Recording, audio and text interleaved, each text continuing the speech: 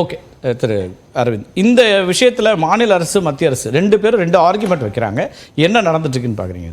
இப்போது இவர் பேசும்போது பிஜேபியிலேருந்து சூர்யா பேசும்போது சொன்னார், அப்போ பிஎம் ஸ்ரீ ஸ்கூல்ஸையும் என்இபி தவிர்த்துட்டு மற்ற ஃபண்ட் எனக்கு கொடுக்கலாமே, அலோகேட் பண்ணலாமே, நம்ம கேட்டிருக்கலாமே, தமிழ்நாடு கவர்மெண்ட் கேட்டிருக்கலாமேன்னு கேட்குறாரு.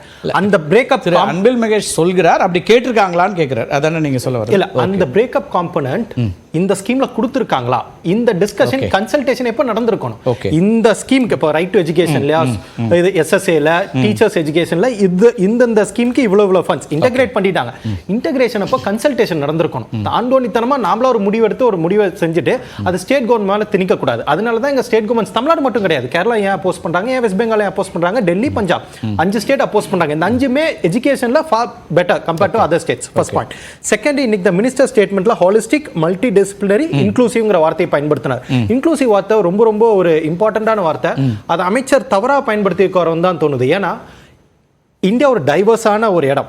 ஒவ்வொரு மாநிலத்திற்கும் என்னென்ன இருக்கிறோ அந்தந்த மாநிலத்துக்குன்னு ஒரு மொழிவாரியாக பிரித்த மாநிலங்கள், ஒவ்வொரு மாநிலத்துக்கும் தனித்தனி தத்துவங்கள் இருக்கும். ஸோ அனைத்தையும் ஏற்றுக்கொண்டாதான் இன்க்ளூசிவ். ஆனா நான் நேஷனல் எஜுகேஷன் பாலிசின்னு ஒரு பாலிசி நான் உருவாக்கிட்டேன், அதை நீ இம்ப்ளிமெண்ட் பண்ணாதான் நான் உனக்கு பணம் கொடுப்பேங்கிறது இன்க்ளூசிவிட்டி கிடையாது. ஒண்ணு. ரெண்டாவது, நாங்க எதையுமே திணிக்கல, நாங்க எதையுமே ஃபோர்ஸ் பண்ணலன்னு இப்ப 2 பேர் பேசினாங்க. இதை அமல்படுத்தினாதான் பணம் கொடுப்போங்கிறது அது திணிக்கலையா, அதை ஃபோர்ஸ் பண்ணலையா? அதே திணிக்க தானே. இந்த மூணாவது. நாலாவதா இப்போ வெஸ்ட் பெங்காலோட இஷ்யூ ரொம்ப இம்பார்ட்டன்டான இஷ்யூ. வெஸ்ட் பெங்கால் பிஎம் ஸ்ரீங்கிற ஒரு ஸ்கூல்ஸை அந்த பேரை நான் பயன்படுத்த மாட்டேன், ஏன்னா அதில் 40% ஃபண்ட்ஸை நான் தான் கொடுக்க போறேன். ஏன் பிஎம் ஸ்ரீ ஸ்கூல்ஸுங்கிற வார்த்தையை நான் ஏன் பயன்படுத்தணும்னு கேட்குறேன். அதனால எங்களுக்கு கொடுக்கல. இது ஸ்கூல்ஸில் மட்டும் கிடையாது, இதுக்கு முன்னாடி இதே மாதிரி பிரச்சனை வந்துச்சு.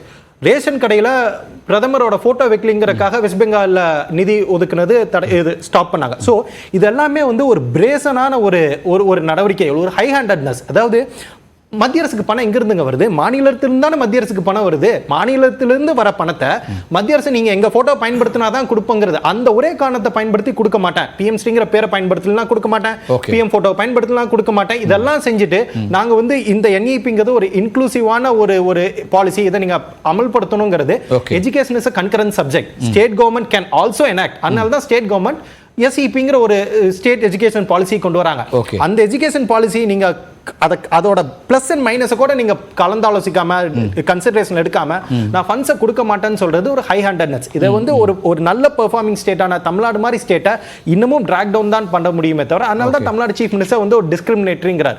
தமிழ்நாடு மட்டும் கிடையாது, நான் சொன்ன மாதிரி கேரளா இருக்கு, வெஸ்ட் பெங்கால் இருக்கு, பஞ்சாப் இருக்கு, டெல்லி இருக்கு. இந்த 5 ஸ்டேட் மேல இதுல தனியா தமிழ்நாடு இதை ஃபைட் பண்ண முடியும்னு நினைக்கிறீங்களா? இப்போ ஆல்ரெடி டெல்லி சைன் பண்றாங்க, அல்லது கேரளா வரைக்குமே அதில் சைன் பண்றாங்க, வெஸ்ட் பெங்காலும் தமிழ்நாடு மட்டும் தானா? இதை எப்படி கேரளா வெஸ்ட் பெங்காலோட சிச்சுவேஷன் தமிழ்நாடோட நம்ம கம்பேர் பண்ண முடியாது. கேரளா இதோட இன்னொரு கேஸ் சுப்ரீம் கோர்ட்டுக்கு எடுத்துட்டு போனாங்க. அதை நம்ம இங்க நிதி நெருக்கடி, ஏன்னா கடன் வாங்க கூட மத்திய அரசு விட மாட்டேங்குது, எனக்கான பணத்தையும் கொடுக்க மாட்டேங்கிறாங்க, எனக்கு கடன் வாங்க விட மாட்டேங்கிறாங்க. நிதி நெருக்கடி அங்க அதிகம், கேரளால அதிகம், பஞ்சாப்ல அதோட அதிகம். Delhi is a completely different ball game. ஏன்னா இப்ப டெல்லியில ஒரு கவர்மெண்ட் ஏன் இருக்காங்கன்னு தான் தெரியல, ஏன்னா எல்லாமே சென்ட்ரல் கவர்மெண்ட் கீழ தான் இருக்கு. சோ அதிகாரத்தை முழுக்க அங்க வர கொடுத்துட்டாங்க கடந்த வாரம். வெஸ்ட் பெங்கால் தமிழ்நாடு இரண்டுமே லாங்குவேஜில் ரொம்ப ஸ்ட்ராங்கான ஒரு ஸ்டேட்ஸ். வெஸ்ட் பெங்காலும் பார்த்தீங்கன்னா பெங்காலிங்கிற அந்த லாங்குவேஜ் ப்ரைடு அதிகமாக இருக்குது. தமிழ்நாடு அதே மாதிரி தான்.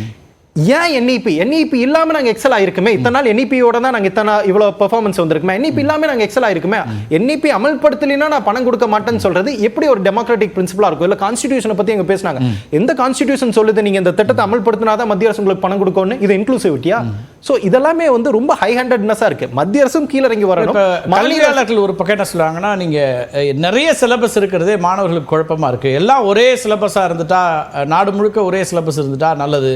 அது நிறைய நாடு முழுவதும் ஒரே லாங்குவேஜ் அங்க இருக்கு, நாடு முழுவதும் ஒரே லாங்குவேஜா இருக்கு. இல்ல இந்தியா ஒவ்வொரு மாநிலங்களும் அமைக்கப்பட்டது ஒரு மொழிவாரி மாநிலம். நாளைக்கு திடீர்னு ஏதாச்சும் கடைக்கோடி கிராமத்துல நீ என்இபிங்கிற ஒரே லாங்குவேஜ் ஒரே பாலிசி தான் பயன்படுத்தி படிக்கணும்னா அந்த பொண்ணு டிஸ்அட்வான்டேஜ் ஆறாங்க. அது நம்மளோட கான்ஸ்டிடியூஷன் சொல்ல, கான்ஸ்டிடியூஷன் அனைவரையும் சமமாக பார்க்கணும்னு சொல்லுது. அதனால யாரும் டிஸ்அட்வான்டேஜ் ஆகக்கூடாது. நீங்க ஒரு திட்டத்தை கொண்டு இந்த திட்டத்தை டிமானிட்டைசேஷன் மாதிரியோ இல்லை ஜிஎஸ்டி மாதிரியோ ஒன் ஃபிட் ஃபார் ஆல் கிடையாது இந்தியா. அதை நீங்க புரிஞ்சுக்கணும். அதனால என்இபிங்கிறது தமிழ்நாடு மாதிரி நல்ல பெர்ஃபார்ம் பண்ணக்கூடிய ஒரு ஸ்டேட்டுக்கு ஒரு டிஸ்அட்வான்டேஜ் தாங்கிறது தான். அதனால தான் ஸ்டேட் கவர்மெண்ட் எஸ்இபிங்கிற ஒரு பாலிசி கொண்டு வராங்க. அதை கன்சிடர் பண்ணலாம்.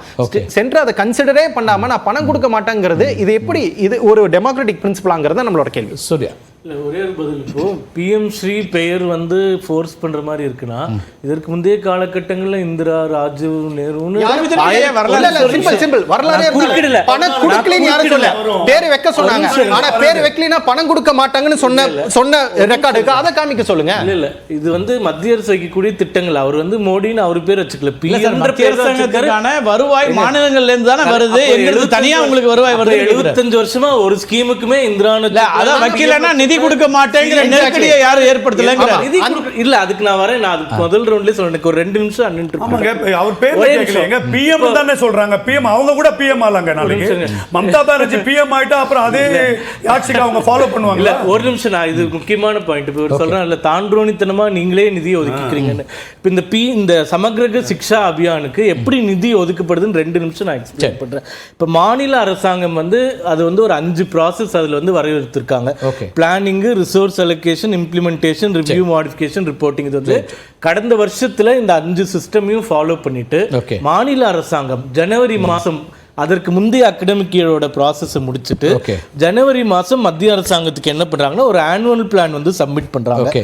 அந்த ஆனுவல் பிளான் வந்து ஸ்டேட் ப்ராஜெக்ட் டைரக்டரேட் வந்து ரிவ்யூ பண்ணுறாங்க. அப்புறமா ரீஜனல் ஆஃபீஸ் ரிவ்யூ பண்ணுறாங்க.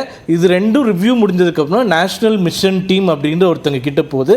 அதுக்கப்புறம் மத்திய அரசாங்கத்தில் இருக்கக்கூடிய எம்பவர் கமிட்டி வந்து செக்ரட்டரி டிபார்ட்மெண்ட் ஆஃப் எஜுகேஷன் சேர் பண்ணி அந்த நிதி ஒதுக்குறாங்க. இப்போ என்னுடைய சந்தேகமோ இல்லை கேள்வியாக நீங்கள் வைத்துக் கொள்ளலாம்.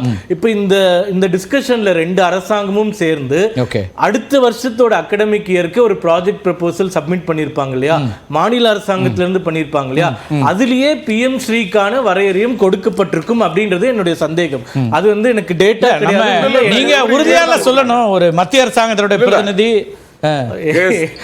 அது எப்படி எடுக்கிறதுன்னு தெரியலங்க டேட்டா. இப்போ நான் என்ன சொல்ல வரேன்னா, இந்த நிதி வந்து இப்போ அடுத்த அகடமிக் இயருக்கு இப்போ ஏப்ரல் 1ஆம் தேதி கொடுக்கணும்னா மார்ச் மாசம் ஒதுக்கப்படுறது இல்லை. ஒரு வருஷமா ஸ்டடி பண்ணி ரிவ்யூ பண்ணி பல கட்ட ஆலோசனைகள் மாநில அரசாங்கத்துக்கு தேவையானதெல்லாம் கேட்டு எல்லாமே நடந்துட்டு தான் நிதி ஒதுக்கப்படுது. இப்போ நான் சொல்லுவது என்னவென்றால், மார்ச் மாசம் இவங்க வந்து நாங்க ரிவ்யூ ஸ்டேட் கமிட்டி போட்டு பண்ண உடனே ஒப்புக்கொள்கிறோம் சொன்னதுனால இந்த கடைசி டியூவும் ரிலீஸ் செய்யப்பட்டது. அப்போ இது ஆட்டோமேட்டிக்கா என்னன்னு நினைச்சிட்டாங்கன்னா, இவங்க அடுத்த வருஷம் கண்டிப்பா சேர்ந்துருவாங்கன்ற அடிப்படையில் பிஎம் ஸ்ரீக்கும் சேர்ந்து இந்த 2 கமிட்டியும் சேர்ந்து ஃபண்ட் அலாட் பண்ணியிருக்காங்க.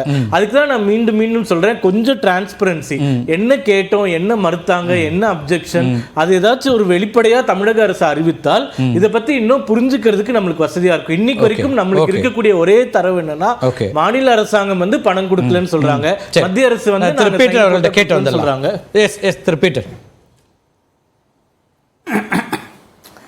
அதாவது தம்பி சூர்யா சொல்றதை நான் ஏத்துக்கிறேன்.